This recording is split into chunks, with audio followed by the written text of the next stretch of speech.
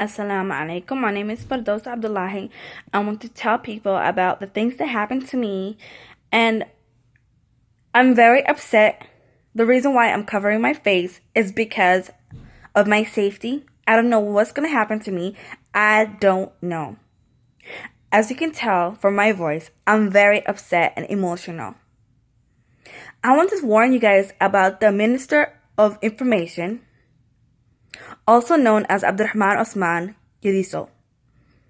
What he has done to me is very unacceptable. A few months ago, me and him started talking on WhatsApp and Viber. Every day we used to talk, and he told me, come to Mogadishu. I'm not from Mogadishu. I've never been there. I've never seen it. So once I came there, he said, I'm going to marry you. When I first seen him face to face, it's different from when you're talking to somebody on the phone. When I first seen him face to face, it was something off about him. You could tell it was something off about him. So basically, I never been to Mogadishu in my life. I've never been there. I'm just an American girl. So I decided to go there. And when I came there, I can't believe I left my family. I didn't tell my family where I'm going. I just went there. There's two reasons why I went to Mogadishu. I've never been there. I want to see my people and my country. The second reason why is to meet him.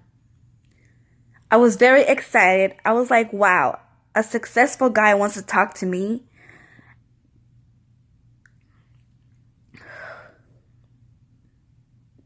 It's just so emotional. Like, when I think about it, when I remember.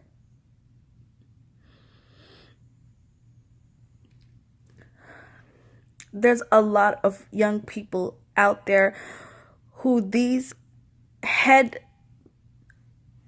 people take advantage of. The poor. They take advantage of the poor. And that's not right. People need justice in Somalia. And what he did to me is very unacceptable, and I'm definitely going to sue him. I don't know where to start. I don't know how to get help. I remember the first night when I came there. He took me to a hotel. He told me, it's okay. I know you've never been here. Just relax. And I stayed there. The second day, he took me to his house. And I was kind of scared.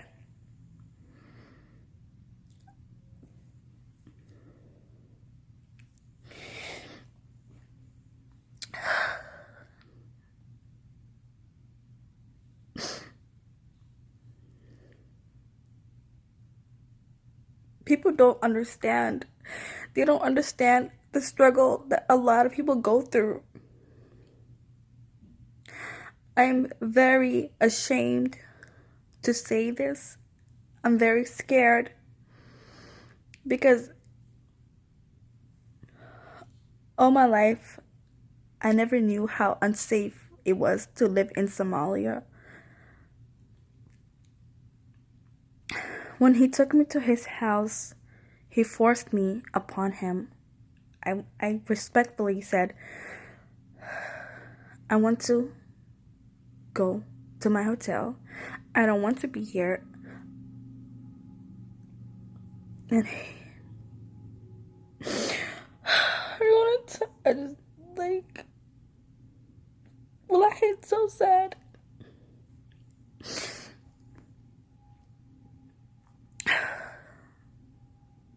Very unfortunate. Very unfortunate.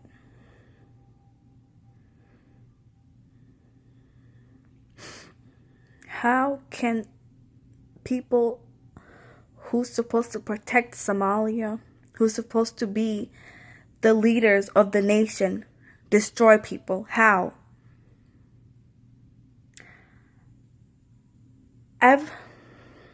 I'm very, very, very, very disappointed in him because everything that we talked about, everything that he said to me, it was not true. He told me we're going to be a big family. We're going to have a great house, a great life. And what I came to is a misery.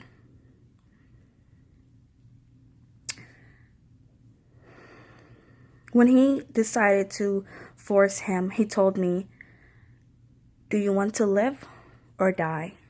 Because my security guards can rape you. You don't have no family here. You're not going to go home.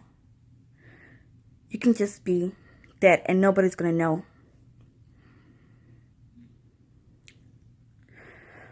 I was very scared. It's my first time in Somalia. I was very scared. I was like, how can I do this? How can I put myself in this position?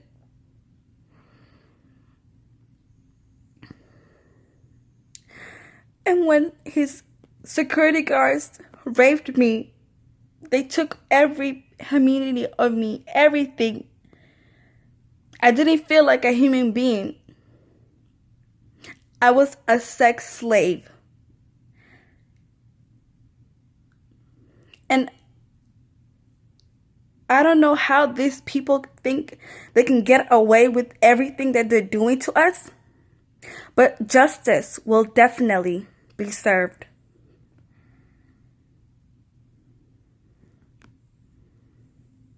How can Somalia president and the minister just live like that? How could they live with themselves knowing everything that they do?